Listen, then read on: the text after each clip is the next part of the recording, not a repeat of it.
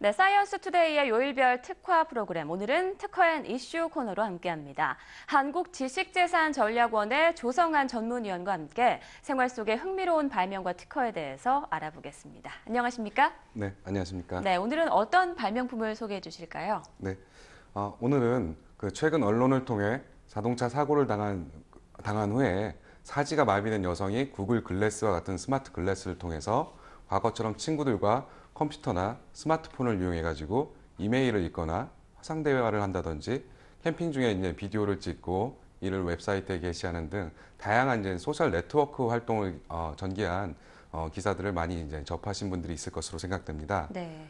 오늘은 손과 발, 다리를 사용할 수 없는 장애인뿐만 아니라 일반인들도 구글 글래스와 같은 기기를 이용하여 다른 기기들과 통신을 통해 정보를 주고받고 다른 기기들을 제어할 수 있는 사물지능 통신 기술에 대해 알아볼까 합니다. 네, 굉장히 편리한 기능인 것 같은데요. 실제로 사물지능 통신 기술이 적용돼서 상용화된 기술에는 어떤 것들이 있나요? 네, 현재 상용화된 가장 대표적인 상용 기술은 자동차용 자동 통행료 지불 시스템으로 알려진 하이패스입니다. 네. 하이패스는 주행 중인 차량에 탑재된 단말기와 하이패스 기지국 간 통신을 통해 운전자가 자동차를 정차할 필요 없이 자동으로 이제 도로 이용 요금을 지불할 수 있는 서비스입니다.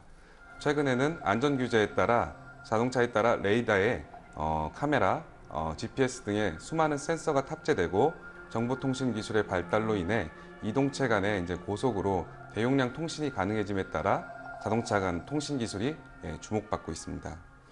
미국은 2016년부터 신규 판매되는 모든 자동차에는 필수적으로 차량 간 통신 장치를 장착하도록 의무화하였고 조만간 고급 자동차를 중심으로 상용화될 것으로 예상됩니다. 네. 그럼 앞으로는 사물지능 통신 기술이 어떻게 더 발전할 것으로 기대를 하시나요? 네. 앞으로는 기기와 기기 간의 이제 통신 환경이 구현되고 있는 이 지능 통신의 궁극적인 목적은 기기 간의 연결성 강화를 통해 사용자 간 시공간 제약을 받지 않고 끊김없이 정보를 획득하여 업무의 효율성이나 삶의 편리성을 높이는 데 있다고 생각합니다. 그래서 구체적으로 과거 하이패스 기지국 등과 같은 산업 인프라 중심에서 개인의 직장이나 가정 등의 생활 환경에서 일반적으로 사용되는 스마트폰, 자동차, 그리고 가전제품 등의 객체로 적용 대상이 점차 확대될 것으로 예상됩니다. 앞서 설명드렸던 구글 글래스나 조만간 출시될 스마트워치 등의 새로운 웨어러블 디바이스가 등장함에 따라 개인 의료 서비스 등과 같은 신산업 창출에도 기여할 것으로 보입니다. 사물지능통신 기술은 다양한 기술 분야뿐만 아니라 사회 분야와 융복합화를 이루어서 무한한 가치를 만들어내고 있는 기술 분야로서 관련 기술의 진보에 따라 다양한 형태로 발전할 것으로 보입니다. 네.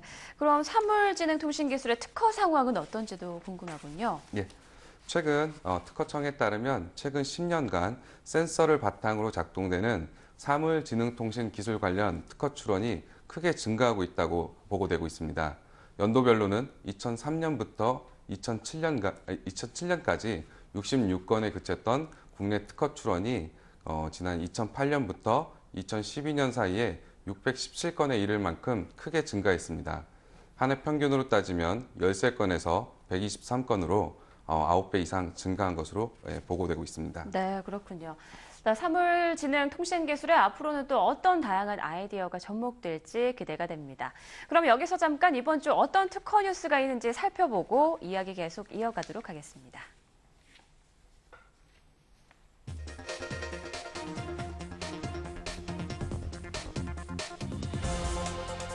미래창조과학부는 25개 정부 출연연이 중소기업 애로사항을 통합적으로 지원하는 중소기업 지원 통합센터를 26일 경기도 안산 한국생산기술연구소 분원에서 개소했다고 밝혔습니다. 중소기업은 지난 5일 미국 오바마 대통령은 애플의 삼성전자 특허 침해 및 수익 금지를 결정한 미 ITC의 판결에 대해 거부권을 행사한 데 이어 ITC는 9일 삼성의 애플 특허 침해를 인정하고 수입 금지를 결정한 것으로 나타났습니다. 구글이 대만 팍스콘에게 구글 글라스에 사용할 헤드마운트 디스플레이용 영상 처리 기술 관련 특허를 구입했다고 밝혔습니다. 네, 이렇게 한 주의 특허 이슈들 살펴봤습니다. 이 중에서 특히 주목할 만한 뉴스는 어떤 건가요? 네, 국내 중소수출업계의 특허 분쟁에 대한 대응 방안을 모색하기 위한 국내 중소기업의 특허 분쟁 현황과 대응 인프라에 대해 자세히 알아볼까 합니다. 네, 국내 중소기업의 해외 특허 분쟁 현황에 대해서 조금 더 자세히 설명해 주시죠. 네, 특허청에 따르면 2010년 4월 기준으로 2010년도 국내 중소, 중견기업의 해외 특허 분쟁 피소 건수는 62건으로 국내 대기업의 피소 건수인 52건을 추월한 것으로 조사되었습니다. 경고장, 침해금지 가처분 등 분쟁 경고 단계에 있어 파악되지 않는 사건을 고려한다면 국내 중소기업의 피해 규모는 조사된 특허 분쟁 피소 건수보다 많을 것으로 예상됩니다. 최근에는 기술 시장이 성숙화됨에 따라 지혜권을 이용해 시장의 주도권을 강화하려는 해외 글로벌 기업들의 공세 대상이 국내 중소, 중견 기업으로 확대되고 있는 추세입니다. 특히 세계 최대 특허 보유 기업인 미국 IBM은 국내 중소, 중견 기업들을 대상으로 특허 로열티를 요구한 것으로 파악되고 있습니다. 네, 이에 대해서 좀 철저히 대비를 해야 될 것 같은데요. 자, 그렇다면 국내 중소기업이 해외에 진출을 할 때 특허 분쟁에 대응할 수 있는 인프라는 지금 어느 정도 마련이 되어 있습니까? 네, 특허청과 무역위원회가 조사한 바에 따르면 1인 이상의 지식재산 전담 인력을 보유하고 있는 중소기업의 비율은 전체 조사기업 중 8.3%밖에 되지 않는다고 합니다.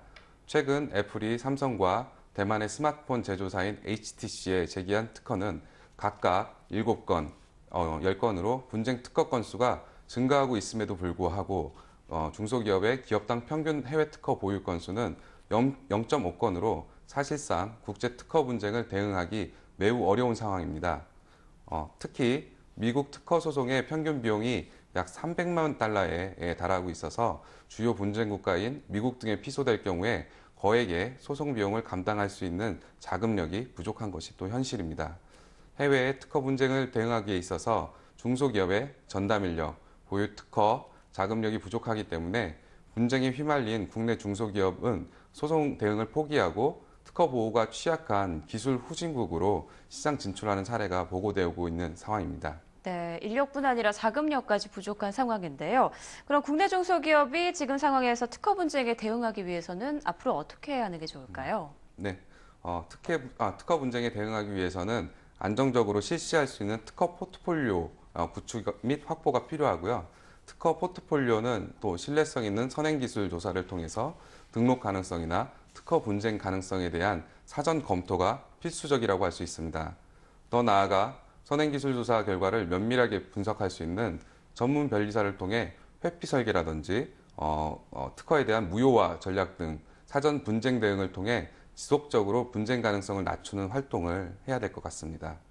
또한 대부분의 상용 기술이 또 개량 기술이기 때문에 원천성 있는 특허에 대한 라이선싱이나 매입까지도 준비해야 하지만 국내 중소기업의 이제 재무적인 역량을 고려할 때는 쉽게 접근하기 어려운 점이 있습니다. 그렇지만 최근 국내 창의 자본을 통해 지재권 풀이 조성되고 있고 회원 가입을 통해서 풀에 포함된 특허 전체를 라이선싱 받거나 아니면 크로스 라이선싱이나 카운터 어택이 가능한 특허를 리스할 수 있는 프로그램을 만들어 가지고 상대적으로 낮은 비용으로 중소 중견 기업들이 다각적인 특허 분쟁 대응이 가능할 수 있는 기회들이 주어지고 있습니다. 그리고 대학이나 공공연구기관의 원천성 있는 특허들을 또 활용하는 방안을 고려할 수 있을 것 같습니다. 네. 참 국내 중소기업들이 해외 진출할 때 주요 공격 대상이 되고 있는 상황인데요. 다각적인 이 사전 분쟁 대응 체계를 구축해서 특허 분쟁에 대한 위험을 최대한 낮춰서 국가 경쟁력을 확보할 수 있게 되기를 기대해 보겠습니다. 오늘 말씀 고맙습니다.